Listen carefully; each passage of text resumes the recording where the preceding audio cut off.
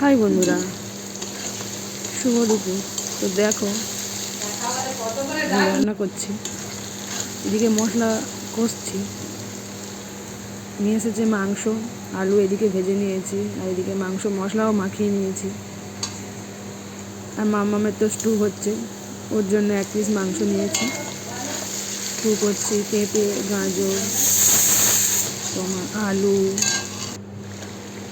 কুমড়ো একটু দিয়েছি অল্প করে, কুমড়ো না দিলে চলে, তো কুমড়ো একটু ছিল তো দিয়েছি। তো দেখো আমি মাংস কষছি।